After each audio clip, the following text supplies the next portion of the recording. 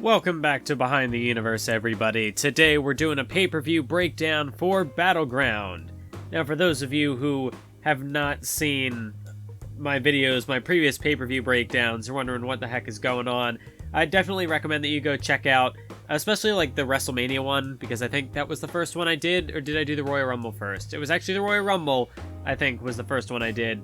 So if you want to get an idea of sort of the basics of what I do here, you could go check that out, or I also made a video called How I Edit My Universe Mode. So if you want to look more into the fundamentals, you can go check that out. This video, it's more so just to showcase, I guess, the nuances of each individual pay-per-view, kind of go into the production details, any stories I have regarding whatever have you with the production side of things and interesting, I don't know, stuff, details. You know what I'm talking about. Battleground is actually set to go live in like 8 minutes as of the time I'm recording this, so yeah, I hope you guys like the show. I'm excited to do the thing. Obviously, if you haven't seen the show, well, there's a big spoiler right here in the little note I've got, but yeah, I'd highly recommend that you go check out Battleground first, and then come back, because otherwise you're going to be spoiled on stuff. So yeah, you got the opening there. I was curious to see what people would think of this, opening with a World Heavyweight Championship match. Now, I have talked about in my, wow, this video is off to a great start, just promoting a bunch of other videos you should go watch. But in my Universe Mode 101 video about match cards and matches, booking that stuff, I talked about how you should start off strong, start off with one of your best matches, or like one of the top 3 or whatever, just to... that way you have a good hook to get people invested.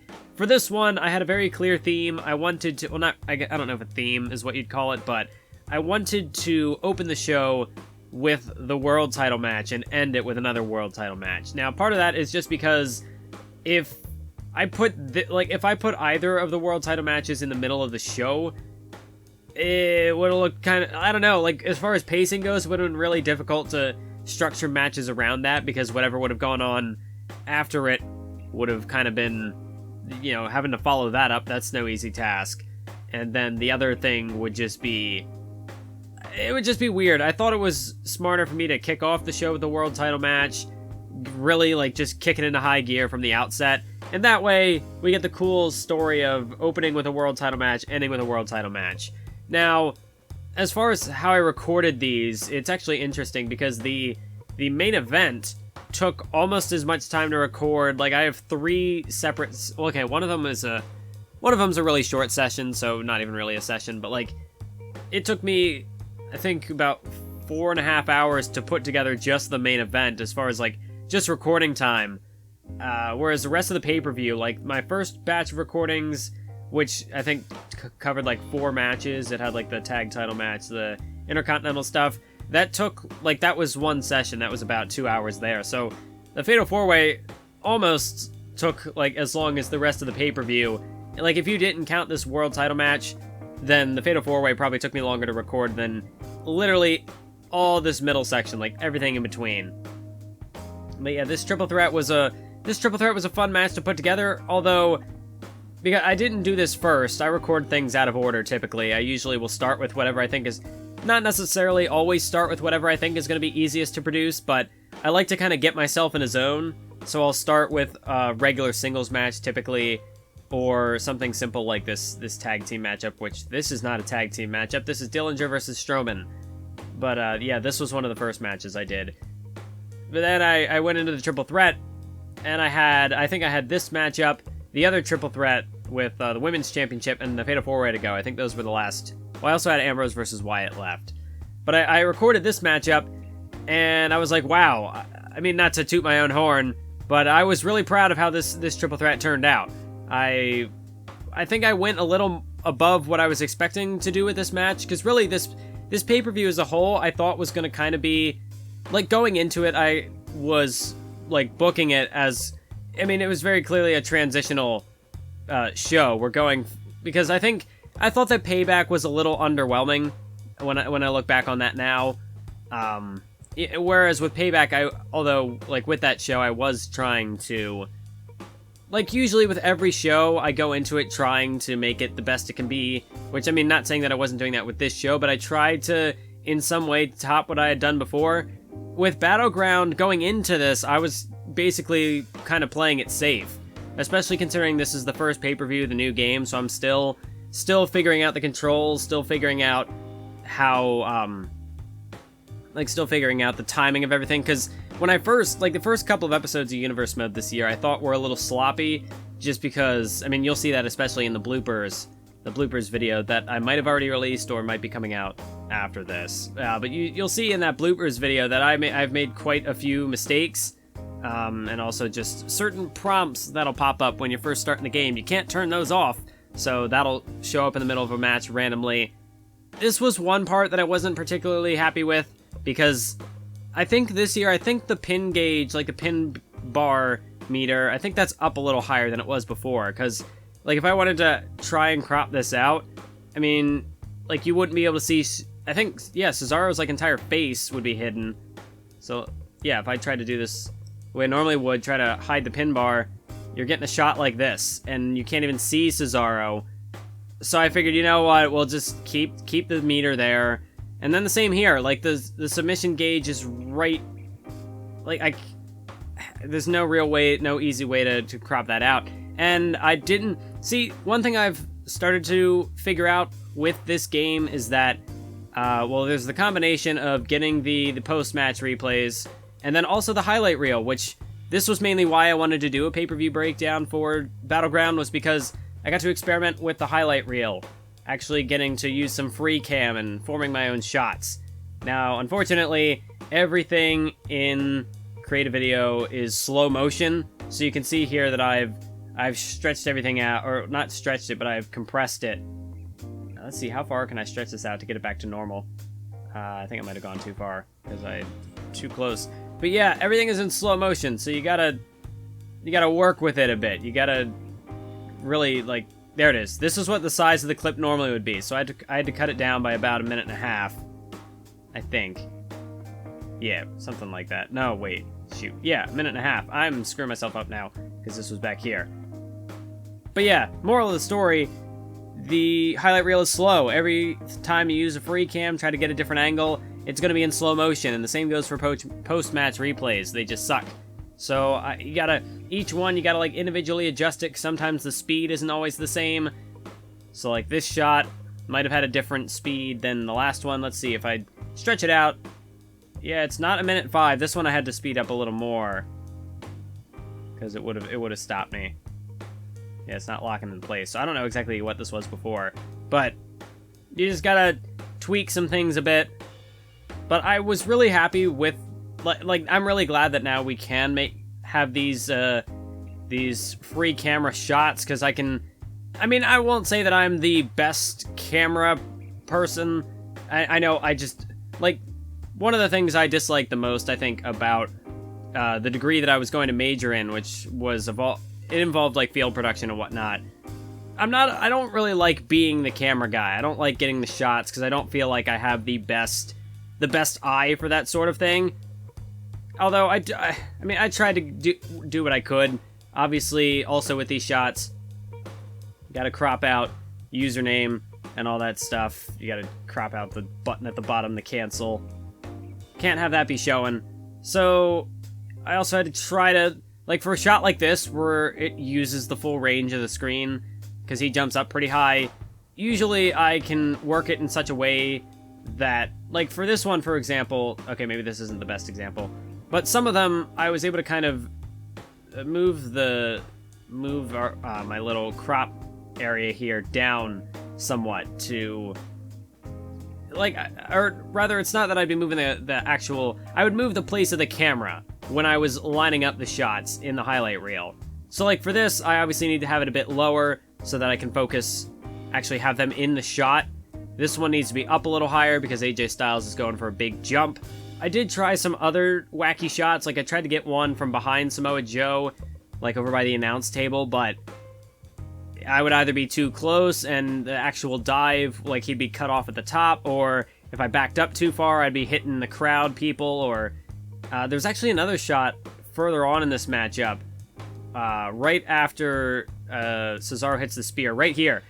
If you can kind of see right there, there's a little bit of a headset popping up because it was more pronounced further in the shot if I kept it there, like right here. Like, look at this. This is garbage. That's why I had to get a separate camera angle to keep the headset out of the frame. But I was able to crop it out mostly, so it only slides in there briefly. You don't even really notice it because you're focusing. Your eye's gonna be over here, and I mean, you could see that, but I'm not too much of a stickler about that sort of thing.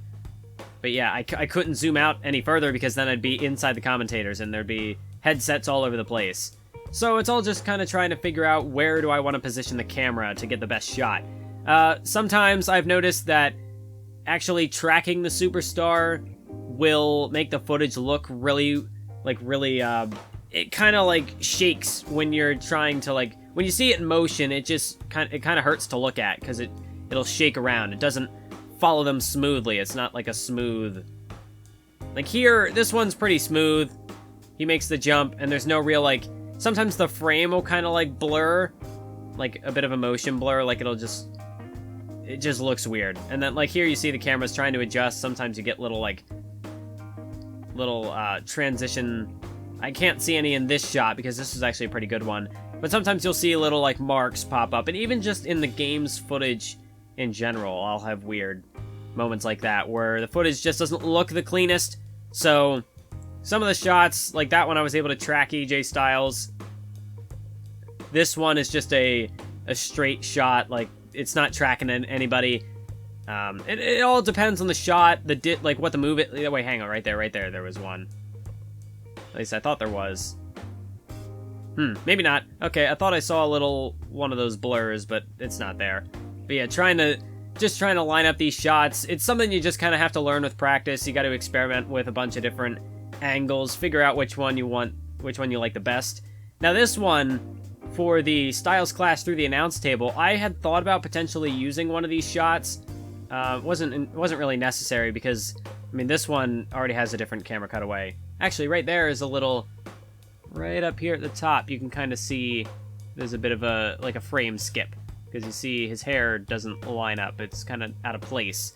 And that'll happen with depending on the camera angle you use, if you're tracking somebody especially, you'll get that in the highlight reel. So in that instance, I would typically go for just a standard shot.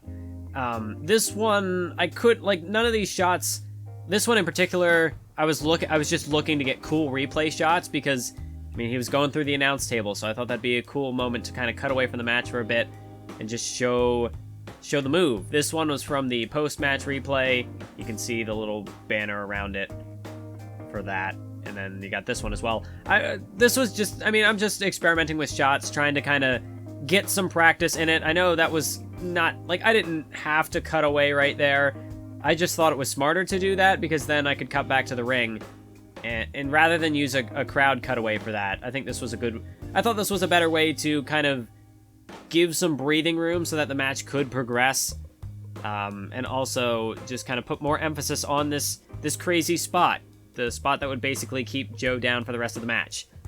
But yeah, I do like a lot of these camera angles. Obviously they wouldn't really work. This one in particular would not work as a standard shot. I got this specifically for the replay because, I mean, they're way over here. Again, it's just experimenting, trying to figure out what works and what doesn't. With the replay graphic out of the way, even then, they're way up here at the top, and especially if I had to crop that down. For a shot like this, it's just way too close because I have to figure that they're going to be way up here. And I also have to take into account that I'm going to be cropping out maybe a fifth of the screen, maybe a sixth. I don't know quite the proportions, but I have to cut out quite a bit of the screen if I wanted to actually use this for footage.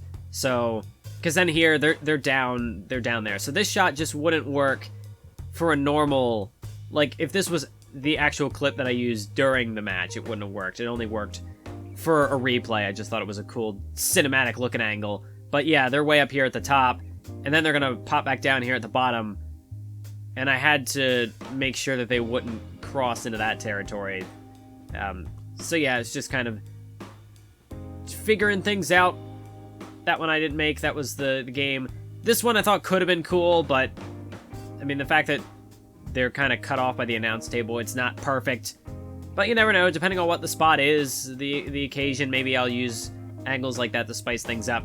It's not entirely necessary. I didn't really have to use these cutaways, but thought, I don't know, it's a way to make things look nice. And then this is where things get tricky. There was a major skip right there. The frame not processing properly. Like, look at this, look at this, look at this. What is this garbage? Now, that's only there for a couple of frames, so it's not too bad. You don't, like, especially in motion, you don't really notice it. It just kind of happens. But when you look at it from, like, each individual frame is when you notice it.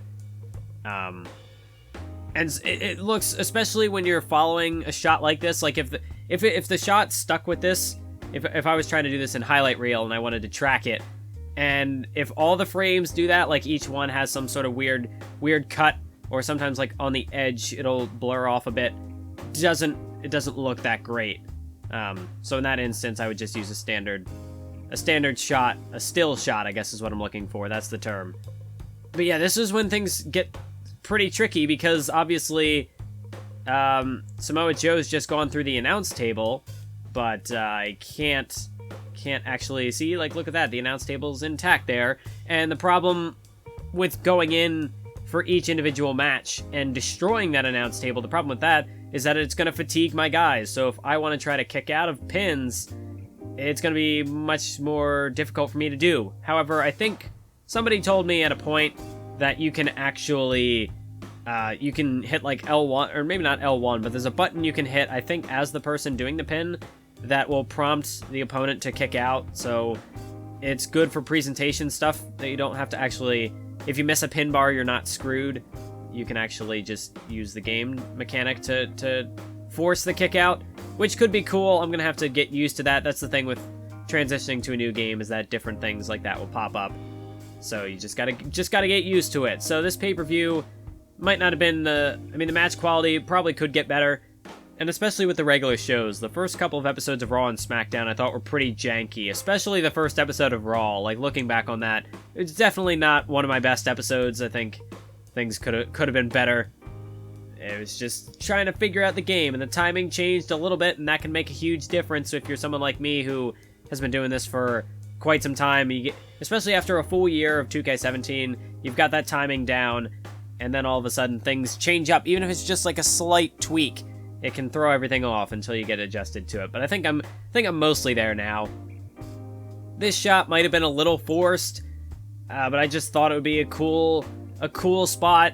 I did something like this in the Fatal 4-Way at Extreme Rules, where somebody does like a leapfrog or ducks underneath, and then they get dumped over the top rope. This one I thought, well, okay, Samoa Joe, originally he was supposed to get put down by that Styles Clash through the table, and I thought maybe that would be enough to keep him down. But then Styles and Cesaro, I ended up getting more footage than I was expecting, and I was like, well, okay, how long should Joe believably stay down from that Styles Clash? So I thought, well, let's just make sure that, you know, it doesn't seem like he should have been, I don't know, make sure that, oh, there it is, there's another one, little frame skip there. But yeah, I figured this would just be a more believable way to make sure that Joe, like, the one Styles Clash doesn't just keep him down for like 10 minutes for the rest of the match. I thought it was just a cool looking spot. Not the smoothest, because, I mean, I'm cutting out like half the frame here to make it work. I thought in my head that it would, like, sometimes with the game, I think of spots that would be cool, but they're not as easy to execute, or they don't look as smooth in the game. Like, I think I got the timing decent for that one. Seeing everything in motion, I mean, you saw it in the actual video itself, what you think of that. And then here, obviously, I have to make sure that Samoa Joe's not in the frame, because you don't want to show him moving around down there or anything. It's just a way to put the focus back on Styles and Cesaro, and then we quick cut back to a singles match now from that triple threat. We're back to this. And yeah, then they fight for the duration, and that's basically it. Now, this one, we had a couple of different things here. I kind of have two different angles that I cut between for this phenomenal forearm, because one of them, like, the referee is in the way of this one, so that looks like garbage. And then I also made I flubbed a couple takes where trying to dodge a phenomenal forearm, or the sequence that came after it, screwed up a few times. So it just looks smoother to have two different camera angles here. Also, I couldn't really just stick with this one because when it starts like a frame or two late. So then just jumping, it doesn't quite transition properly because, I mean, like the timing of this frame is off. Like this one starts here, and this one's already cut. So you got one frame there. It's just awkward. So yeah, I kind of had to compromise, go with kind of a mix of both, but I thought it looked okay, looked well. I'm not a huge fan of the quick camera cuts like that if they're not necessary, but sometimes you got to do what you got to do. Just got to make sure that make it look less jarring than it otherwise would. Sometimes things aren't as simple as I'd like them to be. But again, had to use this camera angle from the post-match replay. It's a really distant shot. I'm not too happy with it, but again, got to make sure that the announce table doesn't show up there. Now, I will, I'm thinking this year I might make some sort of like a 5 things I want to see in 2K19 video. Obviously not for a while yet because this game literally just came out. We don't need to be making those theory videos or whatnot for the next game already. But one feature I would like to see is, now that we've got Match Creator back, have an option where you can have one announce table, like a broken announce table, or 2 broken announce tables, just so that way I don't have to actually, damage my superstars and risk failing to kick out of pins. I think that'd be a cool feature, a way to keep a sense of, like, keep the presentation going. It would, and plus, like, that way, especially if you're doing a whole pay-per-view, like in this matchup, this is the first match and the announce table gets broken, in the game, then it'll just rebuild itself. Whether this is in Universe Mode or Exhibition, I mean, you can't really control that. The announce table breaks, but no, it'll just be back for the next match, and you kind of just have to deal with it. Whereas, if you could have that feature where the announce table's already broken, then for every other match, we could be down one announce table, and it would kind of keep the sense of continuity going. I think it would be a cool addition here. Again, cropping out the announce table there, just making sure that's not shown. And yeah, trying to hide the pin bar.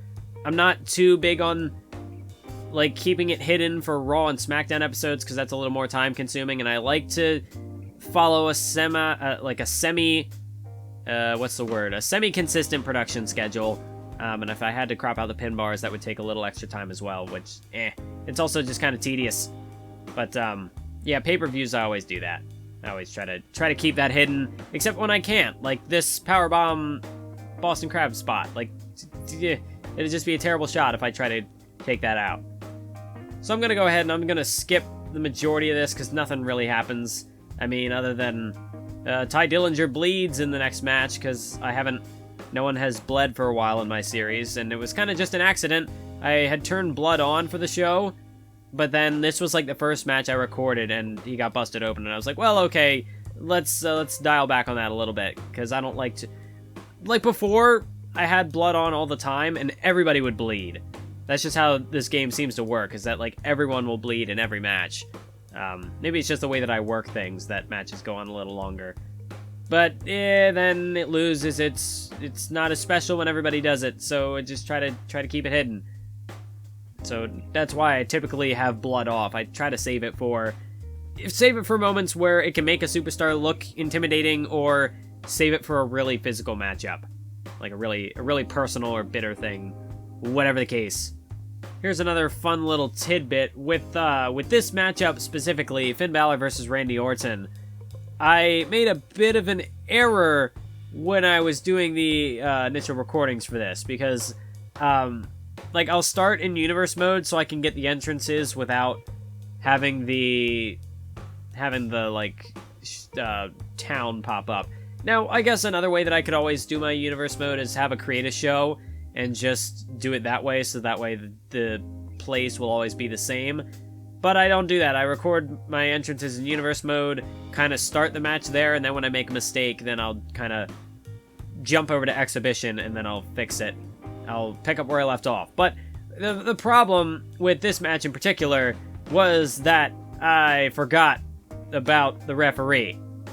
So before, I had a little bit of footage here where these two went back and forth, and then the referee just changes. He changes ethnicities. He's a completely different person now. So I had to go back and redo that footage. Oh, I didn't want to click that. But yeah, I had to go back and re-record that, so that was fun. Obviously, if I had left that in the final version, I don't think that would have gone down too well. I mean, hey, we had Finn Balor in the background at WrestleMania when he was out in the ring for the tag team match. Yay, but, you know, things happen. Things happen. Sometimes you just gotta roll with the punches. Other than that, like, this triple threat right here was... I mean, this wasn't... Like, I didn't do anything super advanced with this one. Partially because I already knew that the World Heavyweight title match... I mean, that was another triple threat. That one was going all for bombast, like, having a... That one was more of a marathon. This one was more of a sprint. I thought it was just a good way to have some contrast between the two different matchups. But, I can talk more on that when I do my Raw vs. SmackDown on 2K18. Eventually, when I get there in, like, a year or two, you know, when the game is actually done. But then there's the Fatal 4-Way. This is the other matchup that I wanted to talk about today.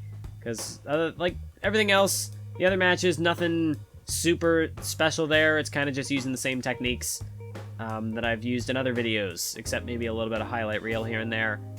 But mainly, I used it here. It was the triple threat and the Fatal 4-Way where I experimented with some different stuff. This isn't really experimenting. I've done this before. It's the split screen I came up with in the previous thing, using the cookie cutter tool, and this little thing from 2K17 that pops up when you have a split screen.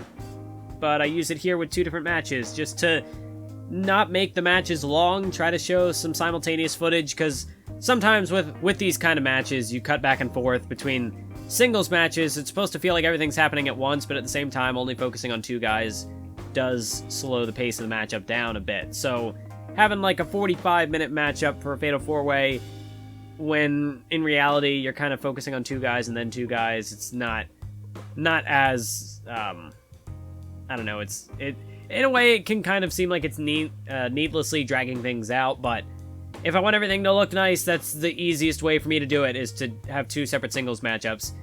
And I didn't stick with split screen very long in this matchup, because I kind of forgot. I mean, I didn't have the intention of using it in the first place. Like, this spot, I figured I could probably get away with it, which is why I used it. But, like, if I want to use split screen like this, then I have to make sure that I am aware of which I'm cutting back and forth between, because there might be a botch in this clip, so then I have to focus on this one. Might be a mistake in this one, and I have to focus on that one. So I will kind of go back and forth between split screen and not, but I really have to have an awareness beforehand that I am going to be using split screen. Otherwise, I won't be able to cut back and forth as well as I would like. And you got your little post-match replays sprinkled in, some more highlight reels, trying to give away, like, Rusev's, obviously, this is a different match. This is Nakamura and Cena, so I'm trying to focus on Cena so that Rusev can pop up behind him for a completely different matchup, Rusev versus Cena in a singles match. So they go at it for a while, and we get another one of these camera cuts. We get Rusev off screen so Kevin Owens can jump in, and then Owens dumps Cena from a different angle, and then Nakamura appears from behind. Obviously, I mean, this is kind of basics, but you can't have the same camera angle and just have Nakamura jump cut behind him. That is not smart. It doesn't look good. It just looks bad. And again, you have a little bit of ringside camera work here. Not all these shots are perfect, but sometimes it can be a little difficult, because here they kind of start there and then move over there. And I could have cut to another camera angle to maybe get a better shot on that Alabama Slam, but then I also have to make sure that I'm not showing the ring, because Kevin Owens and Nakamura are there. Then Nakamura dumped to the outside and straight into straight into Rusev. Yeah, this maybe could have been paced a bit better, because Rusev is here and the next minute he's there. Sometimes I'm going through recording the footage for the match, and because it takes me so long to put everything together, because I have to go through all the loading screens and whatnot, it seems like it's going to be better. Like, the pacing is slower, but it doesn't always work out that way. So again, we got to get Kevin Owens out of sight, out of mind. Then this is where we get our first elimination of the matchup, and yeah, not all the cuts are the smoothest. Again, just experimenting with different camera angles here. I think the biggest disappointment with this spot was just that Rusev gets knocked down. You very clearly see him hit the floor and he's out, but I didn't pace it out well enough, so like Nakamura gets dropped down, And yeah, I mean, if Rusev had just popped right back up and run over to the turnbuckle, maybe he would have been okay. But that doesn't really sell any damage, so that spot wasn't perfect. But I thought it was a cool thing. And then, of course, with the animation, you kind of just got to cut away before he shows any real signs of getting up, like, oh, he's just going to roll to the outside. Yeah, that's what happened. And then Kevin Owens jumps in, get another angle to cut everybody else out. And boom, elimination. And yeah, things go on like that. That's how things work out. I mean, I've shown before how I cut out the match replay screens. And yeah, then you got Cena and Owens, they go at it. And then Rusev and Owens go at it. Although it took me, the ending sequence with Rusev and Kevin Owens, actually, here's another little spot that I did.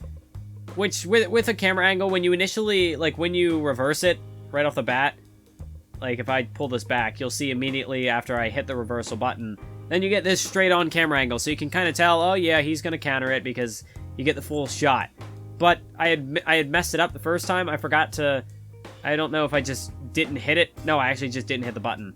But sometimes I get the timing off. So here, we're actually able to... There's more frame jumping. But focusing more on Kevin Owens, because I had the footage, so I figured I might as well use it, make it look a little less predictable that Rusev is going to strike him down.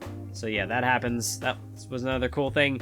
But then the ending spot with the pop-up powerbomb getting reversed into a Hurricanrana, and then la-di-da-di-da. That was... Yeah, it took me a couple of tries to get that right. I just could not for the life of me. I must have done this spot like 7 or 8, maybe even like 10, 12 times. I don't know exactly how many I did, but it took me so many tries to get this to work out properly, because obviously that was a major reversal right there. So then I had to give Kevin Owens a little bit of time to be able to reverse moves, because if I go in for Rusev's finisher, this torture rack backbreaker, and Kevin Owens doesn't have a reversal icon, well then we're royally screwed. So I kind of had to stall a little bit, but make it look like he wasn't stalling, making it look like he was building to the move. And then, yeah, we get a Yoshi Tonic, and then pop-up powerbomb, bam, 1, 2, 3, and it's over. So yeah, that was Battleground. That's how this works. Yeah, in the future, like I said, I don't expect to do these as often as I used to, because even with this one, I only had so much to say. Like, I skipped a majority of the show, because most of what I do, I've already covered. Like, most of the techniques I used, I've covered in previous videos. So only if there's, like, special occasions, like the Fatal 4 and the Triple Threat I thought were worth covering, but in the future, like, I don't know if I'll even do one for Cyber Sunday. It all depends on what kind of matches I end up running with, but if anything interesting pops up in the future, I'll let you know. Anyways, it's been 25 minutes now. Battleground is live, so I can go check your comments once I log into my proper channel. But yeah, thanks for watching, and I'll catch you next time. Keep on YouTubing.